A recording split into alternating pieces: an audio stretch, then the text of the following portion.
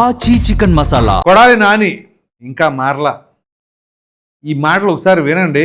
ఓహో, మరలా పాత కొడాలి నాని అలాగే ఉన్నాడు, ఏదో మార్పు వచ్చింది అని అనుకోవడానికి లేదు. పాత కొడాలియే.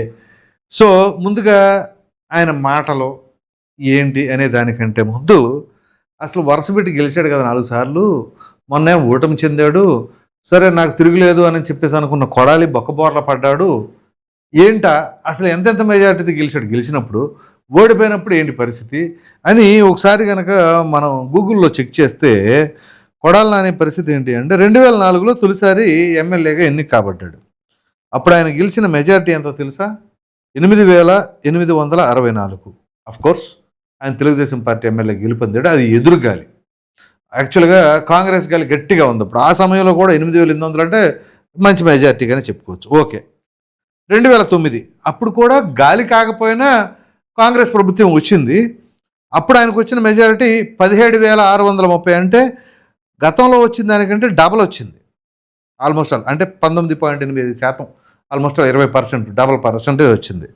ఇక 2014 వచ్చేసరికి ఆయన వైసీపీలోకి వెళ్ళాడు. సో అప్పుడు తెలుగుదేశం పార్టీ అధికారంలోకి వచ్చింది. కానీ నాని గెలిచిన మెజారిటీ ఏంటి అంటే ఎంత సాధించిన మెజారిటీ 11,500. జాగ్రత్త చూడండి. ఇక ఆ తర్వాత 2019 జగన్మోహన్ రెడ్డి గారి స్వింగ్ అది. ఆ స్వింగ్లో ఆయన కూడా వైసీపీలోనే ఉన్నాడు. ఆయనకు వచ్చిన మెజారిటీ 19,400. ఆపోజిట్ ఎవరు? దేవినేని అవినాష్. అఫ్కోర్స్ ఇప్పుడు ఇద్దరు ఒకే పార్టీలో ఉన్నారు. అప్పుడు గెలిచిన మెజారిటీ ఎంత అంటే 19,500, అటు ఇటుగా. ఇక 500 అనుకోండి రౌండ్ ఫిగర్గా. సో ఏ ఎన్నికలో కూడా గాలి ఉండంగా కూడా ఆయనకి 20,000 మెజారిటీ టచ్ కాల ఇప్పటి వరకు 4 సార్లు గెలిచిన. ఇప్పుడు మొన్న జరిగిన ఎన్నికల్లో ఈయన పరిస్థితి ఏంటి అంటే ఎంత తేడానో తెలుసా?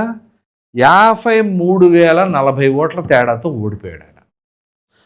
ఈ 4 సార్లు గెలిచిన మెజారిటీ తీసుకున్న ఇంత నెంబర్ లేదు. ఒక్క ఎలక్షన్లో అంత ఘోర ఓటమి 53,040.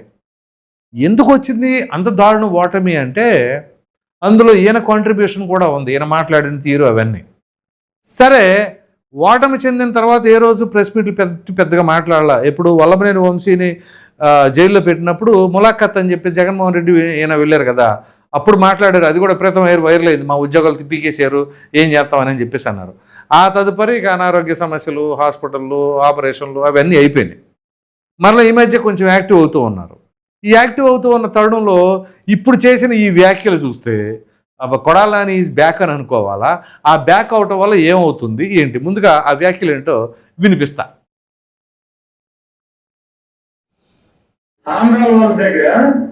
ఒక ఎస్ఐ ఎందుకు వచ్చిందండి అసలు అంతమందిలో? ఒక ఎస్ఐ, ఒక లేడీ ఎస్ఐ ఎందుకు వచ్చిన అంతమంది మొబైల్ ఉన్నారు? వస్తే అక్కడ అసలు ఎందుకు వచ్చారంట? లేడీ ఎస్ఐ అక్కడికి ఎందుకు వచ్చారు? ఒక ఎస్ఐ ఆమెకు అంత అవసరం ఏముంది, రావాల్సిన అవసరం ఏముందని చెప్పేసి అంటున్నాడు ఆయన. అంటే పోలీసులు ఒకళ్ళు రారా? ఒకళ్ళు రాకూడదా? ఏం మాటలయ్యి? పోలీసులు అంటేనే ధైర్యం కదా, వాళ్ళు ముందు వెళ్తారు, ఎక్కడికైనా వెళ్ళిపోవాలి వాళ్ళు, అది వాళ్ళ విధులు, ఆ విధిలో భాగంగా వెళ్తారు. అటువంటిది ఆమె ఎందుకు వచ్చింది అంటాడేంటి? ఇంకా విందాం. 10 మంది పోలీసులు వస్తారు, దాంట్లో మొగాళ్ళు ఉంటారు, ఆడవాళ్ళు ఉంటారు. వాళ్ళు ఒక అమ్మాయి ఎందుకు వచ్చిందండి అక్కడికి? అసలు ఏం మాట్లాడితేనే ఏమన్నా అర్థమవుతుందా నాన్నగారు మీరు? అసలు ఒక అమ్మాయి రావడం ఏంటంటారేంటి? ఏమన్నా ఒంటరిగా నిర్మానుషమైన ప్రాంతంలో వెళ్ళకూడని చోట వెళ్ళకి, కనపడని చోట కనపడితే పోనీ అనుకోవచ్చు. అయినా పోలీసులు అలాంటి చోట కూడా వెళ్ళాలి, వాళ్ళ విధుల్లో భాగం. అక్కడ ఓ పక్కన ర్యాలీ, ఆ జనాభా ఏంటి, అక్కడ ఏదైనా గలాట ఉందో దేనికో ఆవిడ ఉంది, ఆవిడ ఒక్కతుండటం తప్పు. అంటే ఇక్కడ వీళ్ళు చుట్టూ గుమికూడడం తప్పు కాదు, ఆవిడ ఒక్కడుంటం వచ్చింది తప్పు. ఇప్పుడు అది కొడాలి నాని గారు చెప్తున్నారు, విందాం. ఒక ఎస్ఐ ఎందుకు వచ్చింది? ఆ వచ్చిన అమ్మాయి పక్కన వెళ్ళిపో, నీకు ఆరోగ్యం బాగాలేదు అంటే బాగుందంట. పక్క వెళ్ళిపోమ్మా, నీకు ఆరోగ్యం బాగాలేదు కానీ అన్నారంట. ఎవరు? ఆ సెంతాడు రవికుమార్ అని చెప్పాడు. ఈయనది విని మరలా మనకు వినిపిస్తున్నాడు. ఏది పక్కకి వెళ్ళమ్మా అని అంటే తిట్టి వెళ్తారా? పక్కకి వెళ్ళమంటే వీళ్ళ ఆలోచన తీరేంటో, ఒకరు ఒక మాట చెప్పారంటే అదే పట్టుకుని ఎలాడతారేమో. సో అది చాలా బాధాకరం. ఇప్పుడు మీరు గమనించండి, ఈయన మాజీ మంత్రి కదా, యేసురత్నం అని ఎమ్మెల్సీ, ఆయన ఆ పార్టీయేగా. ఆయన highly educated person. X cap ఆయన ఏం చెప్పాడండి, అది చాలా బాధాకరం, అలా జరగకూడదు అని చెప్పేసి ఆయన మాట్లాడు. ఇద్దరు మళ్ళీ ఒకటే పార్టీలో ఉన్నారు చూడండి. ఈయనేమో అసలు ఎవడు రమ్మన్నాడు అక్కడికి ఒంటరిగా అని చెప్పేసి అంటాడేంటి. అదే చదువు ఉన్నవారికి లేని వారికి, అహంకారం ఉన్నవారికి లేని వారికి ఆ వ్యత్యాసాలు అలాగే ఉంటాయి. మాట్లాడేటప్పుడు విచక్షణ కోల్పోకూడదు. మనం ఏం మాట్లాడుతున్నాం, మన బ్రెయిన్లో ఏముంది, మన నోట్లో నుంచి ఏం వస్తుంది, ఆ రెండింటికి కనెక్టివిటీ ఉండాలి. ఆ కనెక్షన్ కట్టేందుకు ఎలా పడితే అలాగ వచ్చేస్తాయి మాటలు అనమాట. సో ఎవడు రమ్మన్నాడు, ఎందుకు వచ్చారు, సింగిల్గా వచ్చారేంటి అంటాడేంటి. వీళ్ళందరి మీద ఒక 21 మంది మీద కేసులు పెట్టారు. అది 21 మంది మీద కేసు పెట్టారు వీళ్ళు ఇట్లా రావడం వల్ల అని అంటాడు ఈయన.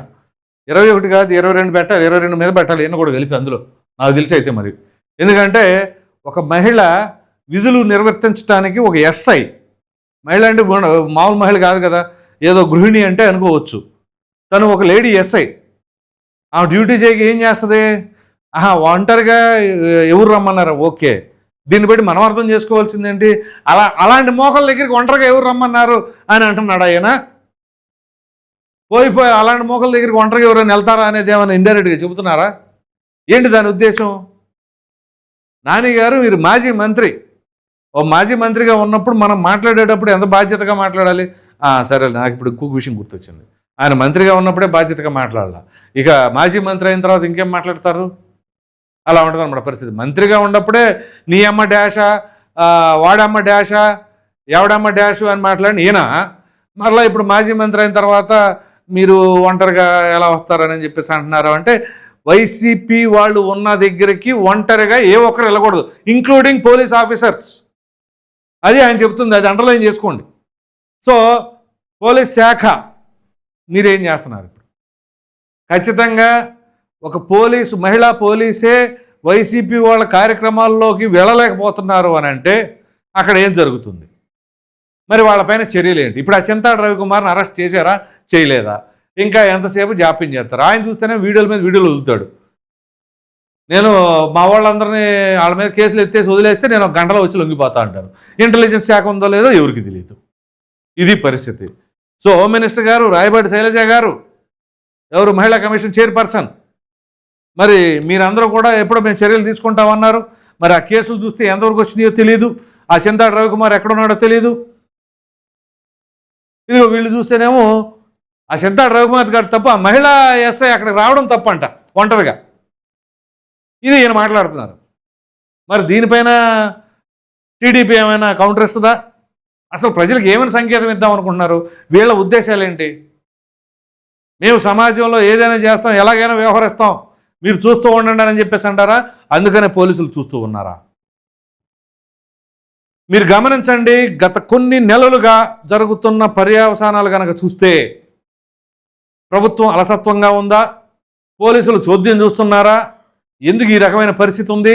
ఇదే జగన్మోహన్ రెడ్డి గారు అయితే పోలీసులు ఏ రకంగా వ్యవహరించారు, అంతెందుకు నిన్నగాక మొన్నే కదా ఒక కథనంలో కూడా వచ్చింది, ఒక ఐపీఎస్ అధికారి, సర్వీస్లో ఉన్న ఐపీఎస్ అధికారి కొద్ది రోజుల్లోనే రిటైర్ కాబోతున్న అధికారి మంతనాలు జరిపేసి తాడేపల్లిలో కార్యాలయం ఓపెన్ చేసి, హైదరాబాద్లో మొన్న శనివారం హాస్పిటల్లో మీటింగులు కండక్ట్ చేసి మద్యం కుంభకోణంలో ఉన్న వాళ్ళు ఎలా తప్పించాలి అనే ప్రయత్నాలు. ఇవి కాకుండా చంద్రబాబు నాయుడు గారి పాత కేసులంట తోడి మళ్ళీ ఎలా ఇరుకుని పెట్టాలి, హైకోర్టులో కొట్టేసిన సుప్రీంకోర్టులో ఎట్లా చేయాలి అని చెప్పేసి ప్లాన్ చేస్తున్నారు అని అంటే ఆంధ్రప్రదేశ్లో ఏం జరుగుతుంది, పోలీసులు ఏం చేస్తున్నారు, ఇంటెలిజెన్స్ వ్యవస్థ అసలు లేదా, నిర్వీర్యం అయిపోయిందా, తీసేశారా, ఆంధ్రప్రదేశ్లో ఇంటెలిజెన్స్ వ్యవస్థ అనేది లేదా, లేకపోతే ఎక్కడికక్కడ ఏంటి ఘోరాలు, ఈ నేరాలు, ఈ మాటలు. సో కూటమి అధికారంలో ఉండగా కానీ వైసీపీ వాళ్ళదే పెత్తనం అనే తరహాలో కనపడతా ఉంది.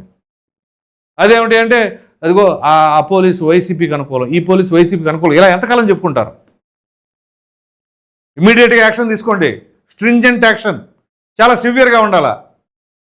అరే జగన్మోహన్ రెడ్డి గారు అయితే అలా ఉండేదా, ముందు ఈడ్చి అవతల పడేసేవాడు ఎవరైనా సరే, ఆయన అదే అంటాడు కదా, ఏ పోలీసు అయినా సరే సప్త సముద్రాల అవతల ఉన్న ఈడ్చుకొచ్చి పడేస్తాను అంటున్నారు.